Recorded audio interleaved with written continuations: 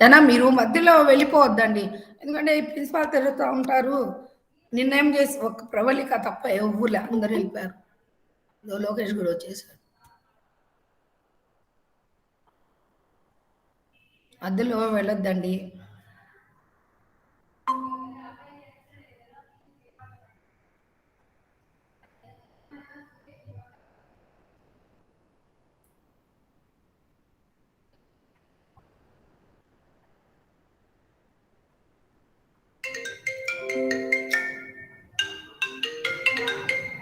Hello ఏం రాజేష్ రాజేష్ మళ్ళీ మాట్లాడదాం, క్లాస్లో ఉన్నాం, మళ్ళీ మాట్లాడదాం. ఓకే మా.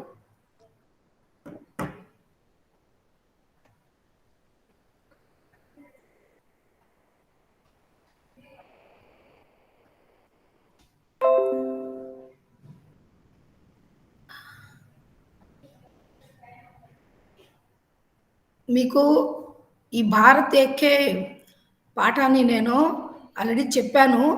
ఎందుకంటే ఈ చాలా పెద్ద లెసన్‌గా తొందర కాదు. మధ్యలో ఉన్నాము. ఆ మధ్యది ఇప్పుడు నేను మళ్ళీ రిమైండ్ చేస్తాను.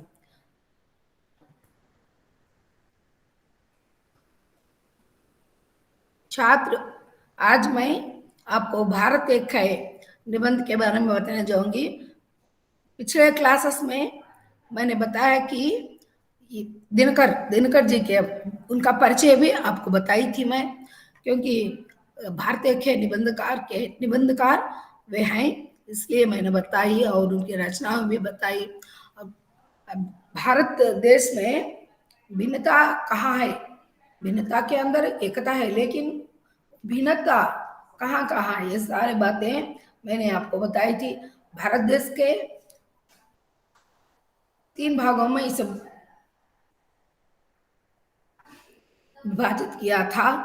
वो 3 भाग, और एक बार मैं बताऊंगी। वो 3 भाग हिमालय के दक्षिण से लेकर विंध्याचल तक, और विंध्याचल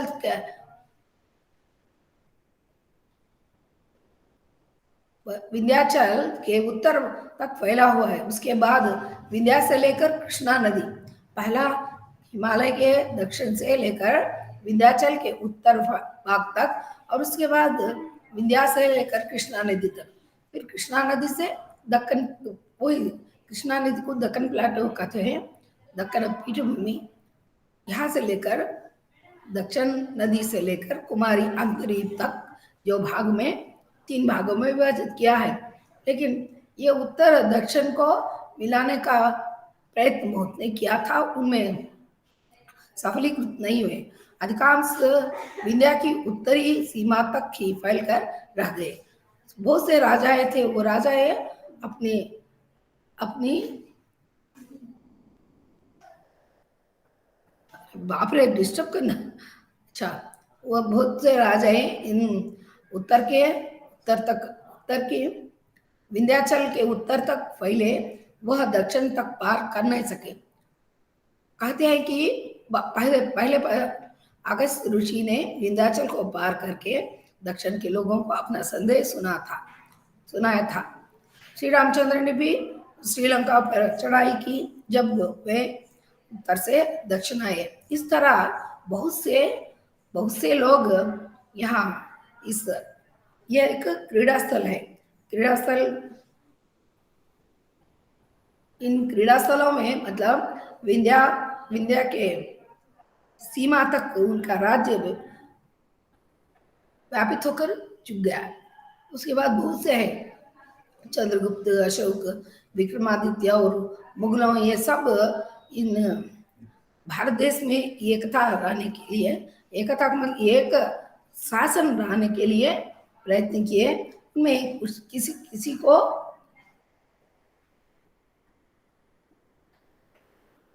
बड़ी कोशिश की किसी तरह सा देश एक शासन के अधीन ला जा सके। उन्हें इस कार्य में सफलता भी मिली। बहुत से लोग हैं, मैंने बताया ना, वो मौर्य, चंद्रगुप्त मौर्य और अशोक, विक्रमादित्य और मुगल साम्राज्य में बहुत से लोग एक ही शासन में थोड़े समय के लिए एक ही शासन में लाने के लिए प्रयत्न किया, वो सफल भी हुए। वो ज़्यादा टिकाऊ नहीं है, वो स्थिर नहीं है, टिकाऊ नहीं है, वो तो टेम्पररी है। నాన్న మీకు ఈ భారతదేశాన్ని భౌగోళిక పరిస్థితుల రీత్యా అంటే ఈ యొక్క వాతావరణ పరిస్థితుల దృష్ట్యా 3 భాగాలుగా విభజించడం జరిగింది. ఒకటేమో హిమాలయాల నుండి వింధ్యా పర్వతాల వరకు, వింధ్య పర్వతాల నుండి కృష్ణా నది నుండి దక్షిణంలో ఈ యొక్క కన్యాకుమారి వరకు ఈ 3 భాగాలు విభజించారనమాట. ఈ 3 భాగాల్లో కూడా అంటే వింధ్యాచలం ఉంది కదా, వింధ్య పర్వతాల్లో ఆ పక్కన ఉత్తరంలో చాలా మంది రాజులు అంటే పరిపాలన చేశారు. కొంతమంది అందులో భారతదేశం అంతా దక్షిణ భాగము, ఉత్తర భాగం వీళ్ళందరినీ కలిపి ఒక శాసనంలో తీసుకురావాలని వాళ్ళు ప్రయత్నించారు. అందులో కొంతమందికి విజయం సాధించారు. తర్వాత भारत के इतिहास की एक शिक्षा है कि इस देश को एक रखने के काम में यहाँ के राजाओं को जो सफलता मिली ज़्यादा टिकाऊ नहीं है. అంటే భారతదేశాన్ని మొత్తం భారతదేశాన్ని ఒక్క తాటి మీద తీసుకురావాలని, ఒకే శాసనంలో ఉండాలని చాలామంది ప్రయత్నించారన్నాను కదా నేను. ఆ ప్రయత్నము కొన్ని రోజులు మాత్రమే, ఎక్కువ రోజులు వాళ్ళు ఉండలేకపోయినారు. అంటే అర్థమేమి, ఆ దక్షిణ భారతము, ఉత్తర భారతము విడివిడిగా ఉండడం. ఎలా, ఎందుకు విడివిడిగా ఉన్నాయంటే ఇక్కడ అనేక నదులు, కొండలు, చాలామంది ఉన్నారు. అంటే ఈ వింధ్యాచలాన్ని దాటి రావడం అనేది చాలా కష్టమైంది. అందువల్ల వాళ్ళ యొక్క ఒక్క ఆధీనంలో ఈ యొక్క రాజ్యాన్ని పరిపాలించలేకపోయారు. ఎందుకంటే ఈ కొండలు, తర్వాత నదులు, ఇవన్నీ ఒక్కొక్క ప్రదేశంలో అట్లే స్థిరపడిపోయింది. ఆ స్థిరపడడం వల్ల ప్రజలు కూడా స్థిరపడినారు. ఒక్కొక్క క్షేత్రం అంటే వాళ్ళ భూభాగాన్ని తమదిగా చేసుకొని ఒక రాజ్యంగా చేసుకొని ఆ విధంగా వాళ్ళు పరిపాలించడం జరిగింది. ఇలా ఉంటే భిన్నత్వమే ఉంటుంది కదా. అంటే అంత భారతదేశం అంతా ఒకే శాసనంలో రావాలని వీళ్ళు అనుకున్నారు. కానీ కొంతమందికి అది సాధ్యకాలదు. సాధ్యమైనా కూడా అది ఎక్కువ రోజులు నిలవలేకపోయింది అనమాట. चंद्रगुप्त, अशोक, विक्रमादित्य और उनके बाद मुगलों ने भी इस बात के लिए बड़ी कोशिश की किसी तरह सारा देश एक शासन के अधीन ला जा सके. వీళ్ళందరూ, ఈ రాజులందరూ, చక్రవర్తులు, వీళ్ళందరూ ఈ యొక్క భారతదేశాన్ని ఒకే తాటి మీద తీసుకురావాలి అంటే అర్థమేమి, ఒక్కరి పరిపాలన ఉండాలని వాళ్ళు ప్రయత్నించారు. కానీ కొంతమందికి విజయం లభించింది. ఆ విజయం అనేది ఎక్కువ రోజులు నిలవలేకపోయింది. इस देश के प्राकृतिक ढांचे ही कोई ऐसी बात थी जो सारे देश को एक रहने के खिलाफ पड़ती है. अच्छा, अब तो है भिन्नता होने के लिए ये सारा देश एक शासन में नहीं आएगा. అంటే ఇక్కడ మనకు ఏంటంటే ముఖ్యంగా ప్రాకృతిక దృష్ట్యా, ప్రాకృతికి ఢాంచ అంటే ఈ యొక్క వాతావరణము, దీనివల్ల ఒకే రాజు భారతదేశం అంతా పరిపాలించడం కష్టమవుతుంది. यही कारण था कि जब भी कोई बलवान और दूरदर्शी राजा इस काम में लगा, सफलता थोड़ी बहुत उसे जरूर मिली. ఇక్కడ ఏంటంటే ఈ యొక్క విజయం అనేది ఎవరో ఒక రాజు, మనం ఇంతకుముందు చెప్పిన రాజుల్లో ఎవరో ఒకరు భారతదేశం అంతా ఒకే శాసనంలో తీసుకురావాలని ప్రయత్నించారు. మంచి అంటే బలవంతులైన రాజులు, దూరదృష్టి గల రాజులు, వీళ్ళందరూ ఈ యొక్క భారతదేశాన్ని తమ అధీనంలో తీసుకొని భారతదేశం అంతా ఒకే రాజు యొక్క శాసనంలో ఉండాలని వాళ్ళు ప్రయత్నించారు. కానీ ఎక్కువ రోజులు అది నిలవలేకపోయింది. లేకిన్ స్వార్థి दूरदर्शी को कमजोर राजा आते ही देश की एकता टूट गई. అంత ముందు ఉన్న రాజుల యొక్క పరిపాలనలో దాదాపు ఒక 50% అయినా ఈ భారతదేశాన్ని అందరూ రాజు పరిపాలించారు. కానీ ఎప్పుడైతే బలహీనులు, దూరదర్శి అంటే చెడు గుణాలు కలవారు, దూరదర్శి కాదు, దూరదర్శి అంటే అతనిలో చెడ్డ అదే గుణాలు అవి ఉన్న రాజులు ఏం చేశారు, వాళ్ళు రాగానే భారతదేశ ఏకత ఐక్యత అనేది टूट गए हैं कि అది ना మాత్రంగా ఉండిపోయింది. और जो कठिनाई विंध्य के दक्षिण से मिलने में हुई, वही कठिनाई कृष्णा नदी से उत्तर के भाग को उसके दक्षिण के भाग से मिलाकर एक रहने में होती है. అంటే ఈ విధంగా మనము ఈ యొక్క దక్షిణ దక్షిణాన ఉన్న వింధ్యాచలాలు, తర్వాత ఉత్తరాన ఉన్న వింధ్యాచలాలు, దక్షిణ దేశము కలపడం చాలా కఠినమైనది. ఆ పని కేవలం కృష్ణానది ప్రవహించడం వల్ల ఆ విధంగా కొద్ది సాధ్యమైంది. ఎందుకంటే కృష్ణానది ఉత్తర దేశంలో ఉంది. ఉత్తర దేశంలో ఉన్న కృష్ణానది దక్షిణాన అది ప్రవహిస్తూ ఉంటే అందరిలో కూడా ఐక్యత అనేది వస్తుంది. అంటే అక్కడి దక్షిణానది ఉపయోగించుకునేటట్టు ఉత్తరాన్ని కూడా దాన్ని ఉపయోగించుకోవడం జరిగింది.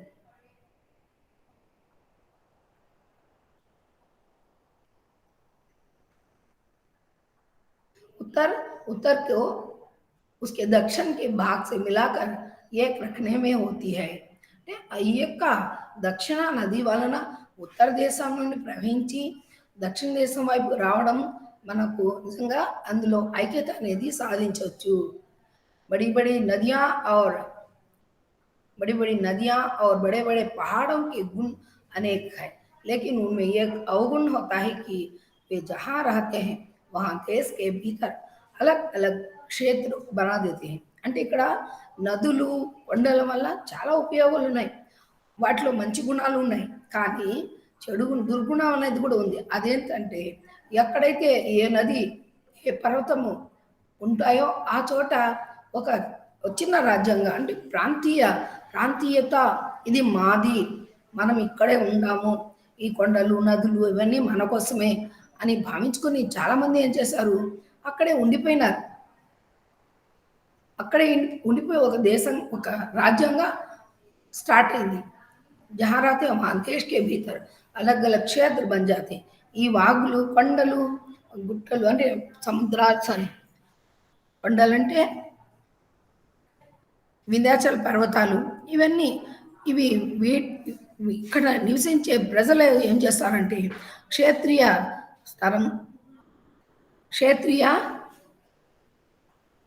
స్థలాలను, అంటే ఎక్కడైతే ఉన్నాయి ఈ కొండలు నది ఉన్నాయి కదా, అక్కడే కొంతమంది ప్రజలు నివాసం ఏర్పరచుకొని తమ క్షేత్రంగా వాళ్ళు అందరికీ అనౌన్స్ చేయడం జరుగుతుంది అన్నమాట. ये देश है भी बहुत विशाल. इसके उत्तरी छोर पर कश्मीर की जलवायु के समान है. देश तो छोटा नहीं है, बहुत बड़ा है, विशाल है.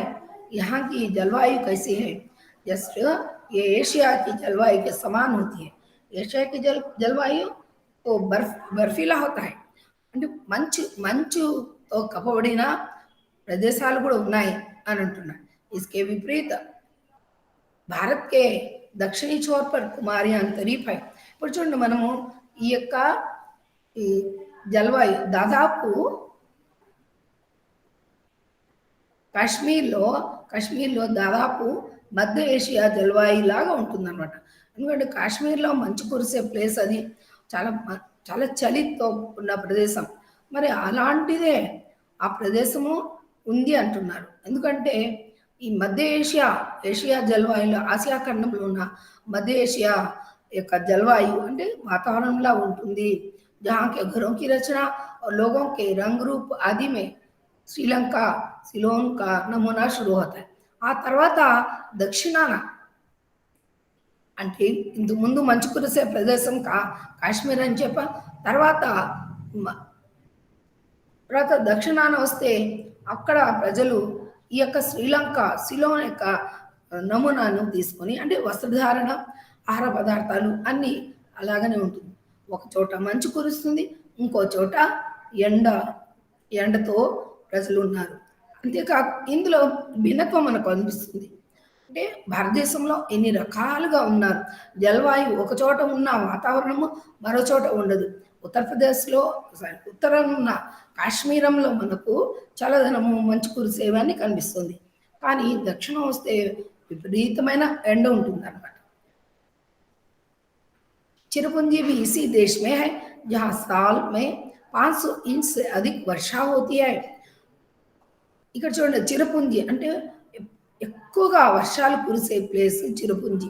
దాదాపు ఒక సంవత్సరంలో 500 ఇంచు యొక్క వానలు ఎక్కువతాయి. ఇది చిరపుంజి కూడా భారతదేశంలో ఉంది. ఇక్కడ ఎప్పుడు వర్షాలు పడుతూ ఉంటాయి.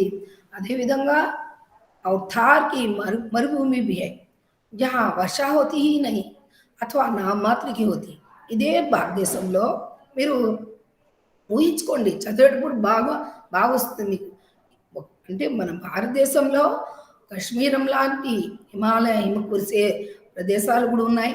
అదేవిధంగా దీనికి ఆపోజిట్గా, దీనికి విరుద్ధంగా థార్ ఎడారి కూడా ఉంది. థార్ ఎడారిలో ఎలా ఉంది, వర్షాలే కురవు. उससे కూడా నామమాత్రపు वर्षा अधिक नहीं होती, నామమాత్ర ही होती है. అంటే నామమాత్రపు వర్షాలు పడతాయి. అంటే చిరుపుంజి ఒక స్థానం ప్రదేశంలో ఉంది, అక్కడ ఎక్కువ వర్షాలు కురిస్తాయి. మరి థార్ ఎడారి కూడా భారతదేశంలోనే ఉంది కదా. థార్ ఎడారిలో ఎంత వేడి ఎట్లుంటుందంటే వానలు అస్సలు పడవు, అక్కడ పడినా కూడా కేవలం నామమాత్రంగా ఉంటాయి. जलवायु एवं क्षेत्रीय सुविधा के अनुसार ही लोगों के पहनावे, ओढ़ावे और खान पान में भी भेद हो जाता है. అంటే జలవాయు వాతావరణ పరిస్థితులు దీనివల్ల ఏమవుతుందంటే ప్రజల యొక్క ఆహారపు అలవాట్లు, తర్వాత ఈ విధంగా వాళ్ళ యొక్క దుస్తుల యొక్క వస్త్రధారణ కూడా మారిపోతుంది. उदाहरण के लिए हम अगर रोटी और उड़द की दाल अथवा रोटी और मांस को देश का రాష్ట్రీయ భోజన్ బనాదే తో, అంటే ఇక్కడ ఏమంటున్నాడు, భారతదేశంలో అందరూ ఒకే రకమైన ఆహారాన్ని తీసుకోవాలి, ఒకే రకమైన వస్త్రాలు ధరించాలి అని ఒక చట్టం పాస్ చేశారనుకో, అది ఎక్కువ రోజులు ఉండదు. ఎందుకంటే ఈ యొక్క వాళ్ళు ఏం తినాలని, ఆహారపు అలవాట్లు వాళ్ళకి ఏమేమి ఉండాలంటే రోటీ, తర్వాత ఉడద్దాలు అంటే దాని మినుములు, తర్వాత చపాతి, అదేవిధంగా మాంసము, ఇవన్నీ జాతీయ భోజనంగా అందరూ ఇదే తినాలని ఒక చట్టం చేశారనుకో, అప్పుడు ఈ యొక్క పంజాబీస్ హ్యాపీగా దాన్ని ఎగిరి గంతులేసి ఈ ఆహారాన్ని వాళ్ళు స్వీకరిస్తారు. ఇక్కడ రాష్ట్రీయ భోజనం అంటే దేశమంతా ఇదే ఆహారం. ఒకవేళ ఇలాంటి చట్టం తీసుకొస్తే ఏమవుతుంది, ఉడద్ కి దాల్ మినుములు, పప్పు, రోటీ, ఇవన్నీ మాంసము, ఇవన్నీ మనకు ఈ నేషనల్ ఫుడ్. జాతీయ అంటే మనకు దేశం సంబంధించిన, రాష్ట్రీయ ఉంది దాని హిందీలో, ఇది రాష్ట్రీయ అంటారు, మనం జాతీయం మనం అంటాం. అంటే మొత్తం ఆంధ్రప్రదేశ్ మొత్తం ఇలాంటి ఆహారం తినాలని చట్టం తీసుకొస్తే तो पंजाबी लोग मजे मजे में रंगे, लेकिन बिहार और बंगाल के लोग ఈ యొక్క పెట్టిండు. నేను ఏమ్మా అని ఇబ్బందా?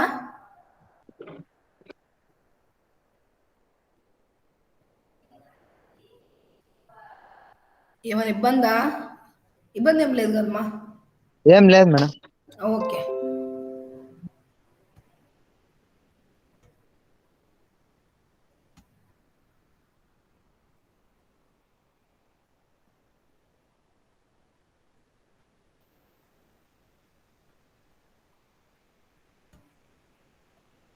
अच्छा चलो, यहाँ రాష్ట్ర का एक ही भोजन बना नहीं सकते.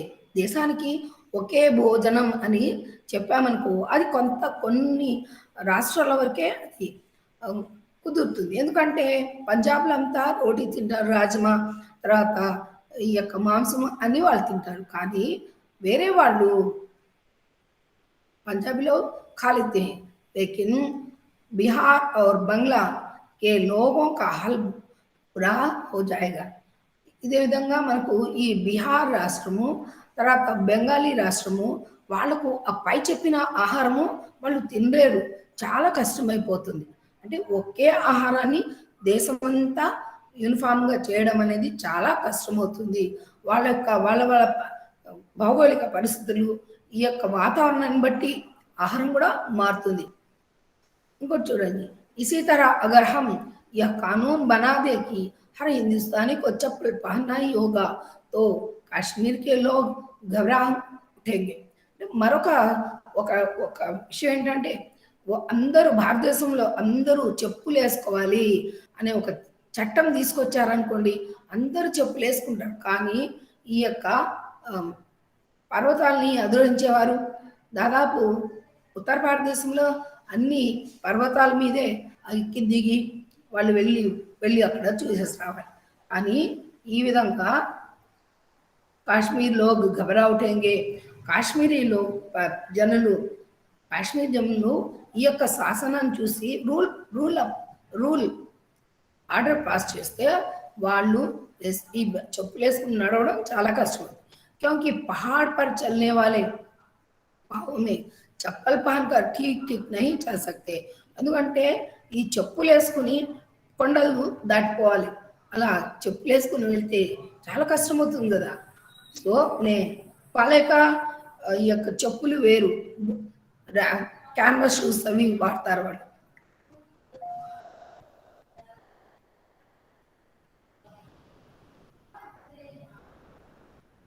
हर हिंदुस्तानी అంటే भारत पौरुలు, हिंदुस्तानी इंडियन सिटीजन्स. अच्छा, ये तो भी चप्पल एक ही साथ सारे देश के लोग चप्पल भी नहीं पहन सकते.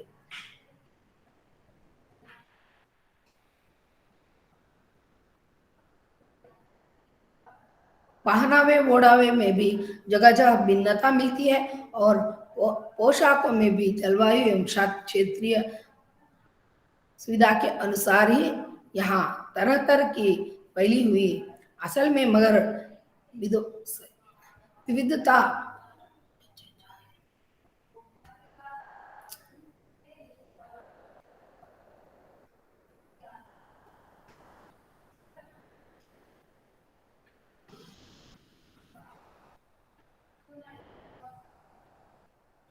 Sorry for disturbance. అంటే భిన్నత్వం అనేది ఎక్కడుందని చెప్పి మనకు లేఖక్ రామ్ధారి సింగ్ మదినకర్ భారతదేశంలో భిన్నత అనేది ఎక్కడెక్కడ ఉందని తెలియజేస్తున్నారు. ఈ విధంగా ప్రతి ఒక్కరు చెప్పులు వేసుకుని నడవాలి అన్నప్పుడు ఏమవుతుందంటే ఈ కాశ్మీరీలు అసలు చెప్పులు వేసుకుని జారుతాయి, కొండలు ఎక్కాలి కదా. కాబట్టి అది కూడా అందులో కూడా భిన్నత్వం ఉంది. తర్వాత हमारे देश में अनेक प्रकार की भाषाएं फैली है और इनके कारण हम आपस में भी अजनबी के समान हो जाते हैं. అంటే మన దేశంలో ఇన్ని భిన్నత్వాలు కనిపిస్తున్నాయి. ఇన్ని భిన్నత్వాలలో ఇంకో భిన్నత్వం ఏంటంటే భాషాపరమైన భిన్నత్వం, भाषा संबंधी भिन्नता. यहाँ हर एक भाषा को अलग नहीं कर सकते. अलग करने से थोड़ा समस्या होता है और इनके कारण हम आपस में भी भाषा के बिना हम आपस में एक दूसरे को बहुत जानते हैं, लेकिन एक लोगों की भाषा दूसरे लोगों को समझ में नहीं आती. इसलिए भाषा की कठिनाई उतनी ही नहीं अखड़ती. लेकिन अगर कोई उत्तर भारतीय दक्षिण चला जाए अथवा कोई दक्षिण भारतीय उत्तर चला है और वह अपनी मातृभाषा के सिवा अन्य कोई भाषा नहीं जानता तो वह सच बड़ी मुश्किल में पड़ जाएगा. ఇక్కడ చూడండి, భాషాపరమైన భిన్నత్వం అంటే భారతదేశం అంతా ఒక భాష లేదు కదా, అనేక రాష్ట్రాలు ఉన్నాయి, వాటికి సంబంధించిన భాషలు ఉన్నాయి. ఇక్కడ దినకర్ గారు ఏమంటారంటే ఒకవేళ దక్షిణ దేశీయుడు అంటే తమిళనాడు, కేరళ, కర్ణాటక, ఈ దక్షిణ దేశాలు, వీళ్ళు ఉత్తరాన వెళితే అక్కడ వాళ్ళు హిందీ తెలియని పక్షంలో అంటే భాషాపరంగా హిందీ తెలియని పక్షంలో అక్కడ వాళ్ళ యొక్క జరుగుబాటు అనేది చాలా కష్టమవుతుంది. ఎందుకంటే కేవలం వాళ్ళు తమ మాతృభాష మాట్లాడతారు. తర్వాత అదేవిధంగా ఈ యొక్క ఉత్తరప్రదేశ్ నుండి ఎవరైనా వ్యక్తి దక్షిణ దేశానికి వచ్చినా అతనికి భాష, అతనికి తెలిసిన భాష హిందీ, కానీ దక్షిణాన హిందీ లేదు, నాన్ స్పీకింగ్ ఏరియాస్ ఇది. కాబట్టి అలాంటి సమస్య అతనికి వస్తుంది. బాగా పరిచితులు అపరిచిత్ లాగానే ఉండిపోతారు, ఎందుకంటే భాష అనేది రాదు కాబట్టి. अपनी मातृभाषा के सिवा अन्य कोई भाषा नहीं जानता हो तो वह सचमुच ముష్కిల్ మే పడి జాయేగా. అంటే తన మాతృభాష తప్ప వేరే భాషను తెలియని వాళ్ళు ఒకవేళ నార్త్ వెళ్తే, ఉత్తరాన్ని వెళ్తే వాళ్ళు చాలా కష్టాలు, చాలా సమస్యలను ఎదుర్కోవాల్సి వస్తుంది. राष्ट्रीय एकता में पहले ये बाधा थी कि పహాడ और నదియోं को లాంఘన ఆసాన్ नहीं था. మనము ఈ యొక్క నిబంధన ఆరంభంలో అనుకున్నాం, భిన్నత్వము ఎక్కడుందంటే ఈ అంటే దక్షిణ ఉత్తర దేశాలు కలపడం చాలా కష్టము. వింధ్యా పర్వతాలునే, ఆ తర్వాత ఇటుపక్క దక్షిణం ఉంది, అది రెండు కలవడం, ఒక చోటు నుండి మరొక చోటుకి పోవడం అనేది చాలా కష్టంగా ఉండింది. ఎప్పుడు అంతకు ముందు एकता सबसे बड़ी बाधा है. రాష్ట్రీయ ఏకతా में पहले ये बाधा थी कि పహాడ అంటే ఈ యొక్క రాష్ట్రీయ ఏకత, దేశం మొత్తం ఐక్యతగా ఉండాలంటే నదులు పర్వతాలు దాటడం చాలా కష్టంగా ఉండింది అని పూర్వం. मगर अब विज्ञान के अनेक सुगम साधनों के उपलब्ध हो जाने से वह बाधा दूर हो गई है. అంటే ఈ యొక్క పర్వతాలను దాటడం, కొండలను దాటడం కష్టంగా ఉంది. ఇప్పుడు సైన్స్ యుగంలో, అంటే ఈ యొక్క వైజ్ఞానిక యుగంలో అది కూడా తీరిపోయింది. ఎందుకంటే నదుల మీద ఆనకట్లు, కొండల మీద అంటే ఏవో సాధనాల వల్ల ఆ యొక్క సమస్య దూరమైంది. आज अगर देश के एक कोने में अकाल पड़ता है तो दूसरे कोने से अनाज तुरंत पहुंचा दिया जाता है. ఈ రోజు ఒక రాష్ట్రంలో కరువు ఏర్పడితే మన వేరే రాష్ట్రం వాళ్ళు రవాణా సౌకర్యాల ద్వారా వాళ్ళకు ఆహార పదార్థాలు చేర్పిస్తున్నారు. तो इसी प्रकार पहले तब देश के एक कोने में विद्रोह होता था, तब दूसरे कोने में पड़ा हुआ राजा जल्दी से फौज भेजकर उसे दबा नहीं सकता.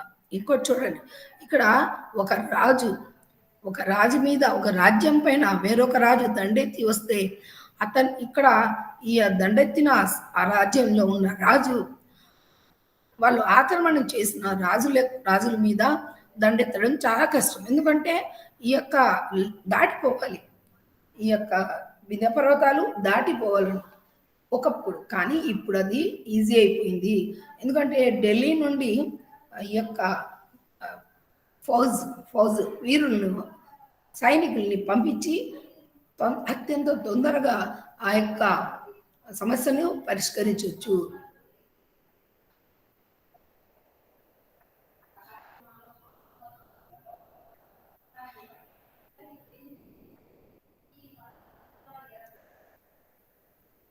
इसी प्रकार पहले जब देश के कोने में विद्रोह होता था, तब दूसरे कोने में पड़ा हुआ राजा जल्दी से फौज भेजकर उसे दबा नहीं सकता था. అంటే పూర్వము ఎప్పుడైతే ఈ యొక్క వైజ్ఞానిక యుగంలో రాజులందరూ ఒక చోట ఏదైనా ఇబ్బంది కలిగితే ఢిల్లీ నుండి సైన్యం వచ్చి ఆ సమస్యని అణచివేస్తా ఉన్నారు. ప్రాకృతిక బాధాయే అబ్ ఖత్మ హో గయి. అంటే ప్రకృతికి సంబంధించిన బాధలు ఎప్పుడు సమాప్తం అయిపోయిన అంటున్నారు. यही कारण है कि आज हमारी एकता इतनी विशाल हो गई है जितनी विशाल व रामायण महाभारत मौर्य और मुगल जमाने में भी नहीं हुई थी. అంటే ఈరోజు ప్రస్తుతానికి ఉన్న ఈరోజు మన ఈ ప్రాకృతిక బాధలంతా సమసిపోయినాయి. ఏ విధంగా ఈ యొక్క రాజులు ఉన్నారు కదా, ఎవరు రామాయణంలో రాముడు, మహాభారతంలో పాండవులు, వీళ్ళందరూ, తర్వాత మొఘల్ సామ్రాజ్యంలో కొద్దిగా ఈ యొక్క ప్రాకృతిక సంబంధించిన సమస్యలు ఉన్నాయి. ఈరోజు అది లేదు. जो यहाँ ప్రాంతీయ మోహ బాకీ హై వह धीरे धीरे कम हो जाएंगे. కానీ ప్రాంతీయంగా మోహ అంటే మనం పుట్టిన స్థలం మీద, దీని మీద మనం ఎక్కడ ఉండాలి అనే ఒక మోహం ఉంది, అది మెల్లమెల్లగా అది కూడా తీరిపోతుంది. అబ్బి జో క్షేత్రీయ జోష్ या प्रांत मोह बाकी है वह धीरे धीरे कम हो जाएगा. इस जोश को पलने वाली प्राकृतिक बाधाएं अब शेष नहीं है అంటే కులు మనాలి కాశ్మీరము బీహార్ పంజాబ్ ఇవన్నీ నార్త్ స్టేట్స్ అవి వాళ్ళు ఏమనుకుంటారు మాది ఇది మేము ఇక్కడే ఉండాలి అనుకుంటారు కానీ రాను రాను ఎప్పుడైతే వైజ్ఞానిక యుగంలో వైజ్ఞానికత పెరుగుతూ వస్తుందో అప్పుడు ఈ ప్రాంతీయ మోహ తగ్గిపోతూ వచ్చింది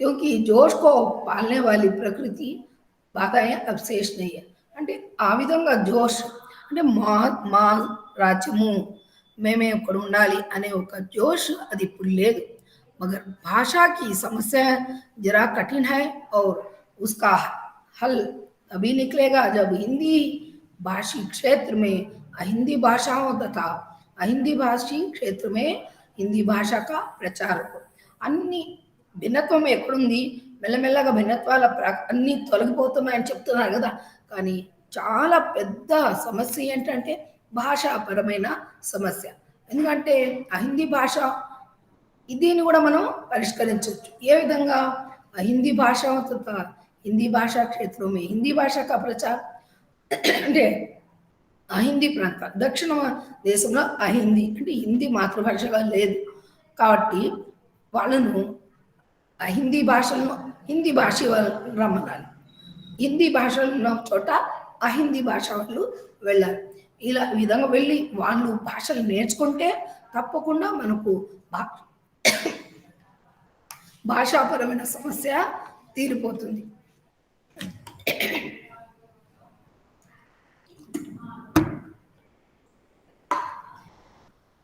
ఈ విధంగా మనం భాష ఇప్పుడు మనం హిందీ స్టూడెంట్స్ దక్షిణంలో ఉన్నాం అహిందీ భాష ఇది ప్రాంతం అహిందీ భాష అంటే హిందీ మాతృభాషగా లేదు మన ప్రాంతీయ భాషలు ఉన్నాయి అవి మాత్రం మనకు ఇక్కడ ఆంధ్రప్రదేశ్లో తెలుగు తర్వాత చెన్నైలో తమిళం కర్ణాటకలో కన్నడ తర్వాత కేరళలో మలయాళం ఈ విధమైన మనకు మన యొక్క దక్షిణ భాషలు మనకు ఉన్నాయి మరి మన దక్షిణ భాషలే వచ్చు మన ప్రాంతీయ భాషలే వచ్చు ఒకవేళ మీరు కానీ నార్త్కి వెళ్ళారనుకోండి అప్పుడు మీకు హిందీ రాని పక్షంలో చాలా సమస్యల్ని మీరు ఎదుర్కోవాల్సిన వస్తుంది అదేవిధంగా नार्थ నుండి नार्थ से जो भी व्यक्ति इधर आए दक्षिण में आए उसे सिर्फ हिंदी आती है दूसरी भाषा नहीं आती वो भी मुश्किल में पड़ जाएगा अगर वो हिंदी है ना हिंदी भाषी अहिंदी भाषाओं को सीखना है और अहिंदी भाषी लोग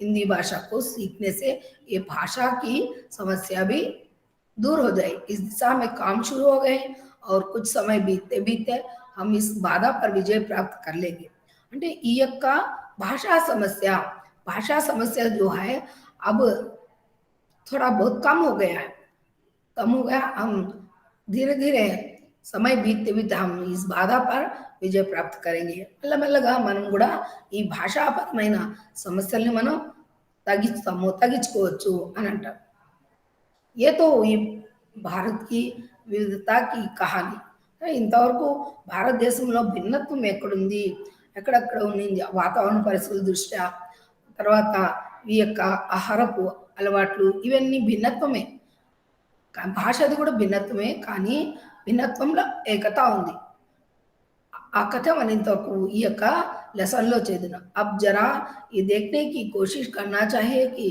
इस विविधता के भीतर हमारी एकता कहाँ छिपी हुई है ఇంతవరకు మనము భిన్నత్వాలు ఎక్కడెక్కడ ఉన్నాయో చూసుకున్నాం ఇప్పుడు ఈ భిన్నత్వంలో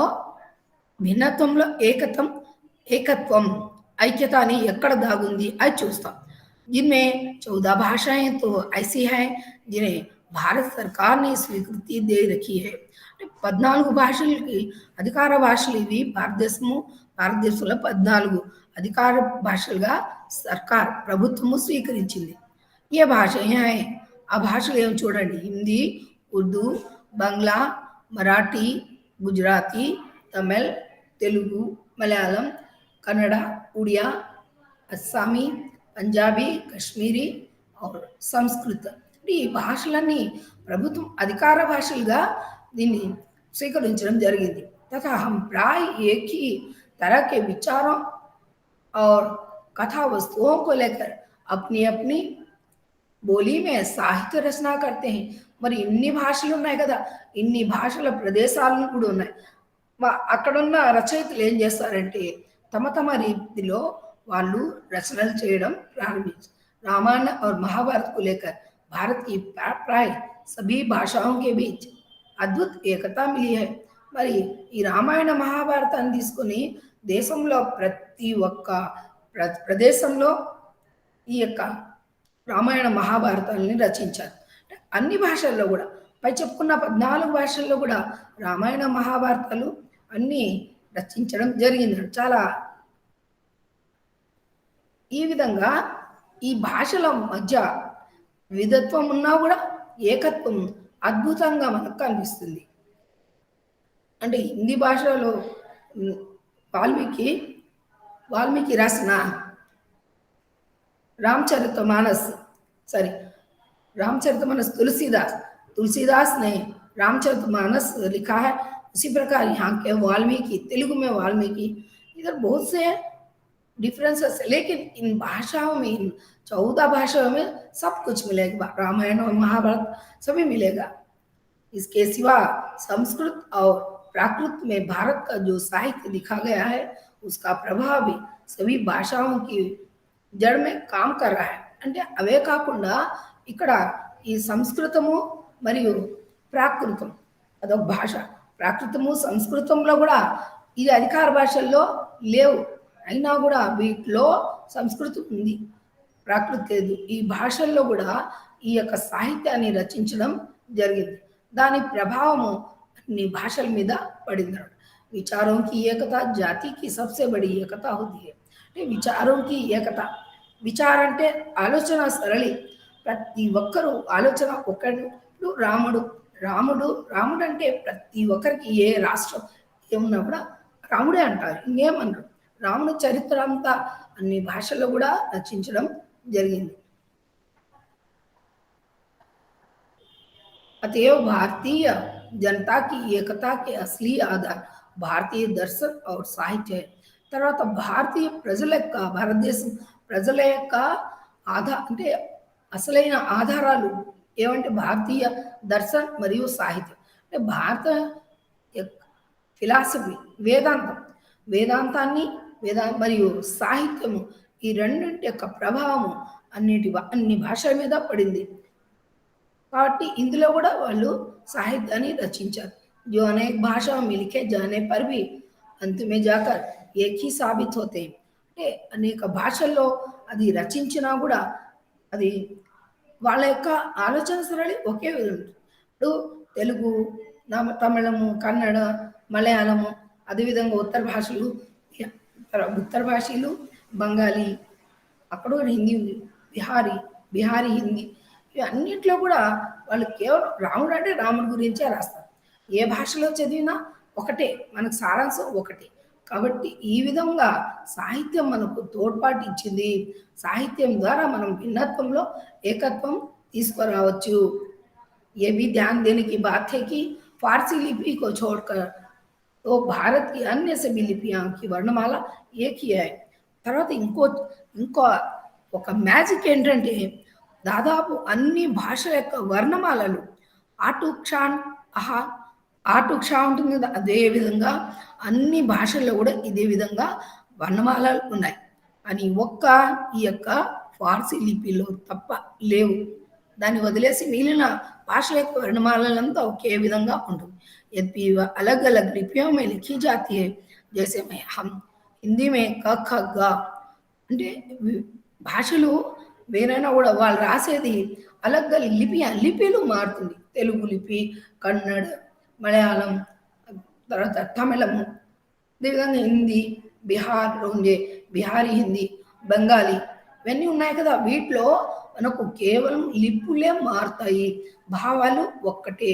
अक्षर पढ़ते हैं वे ही ये अक्षर भारत की अन्य लिपि में भी పడే జాతి. అంటే హిందీలో మనము క ఖ గ అనే అక్షరాలు చదువుతాం కదా, ఆ అక్షరాలు మిగిలిన భాషల్లో కూడా, అంటే మిగిలిన లిపిల్లో కూడా అదే విధంగా చదువుతారు.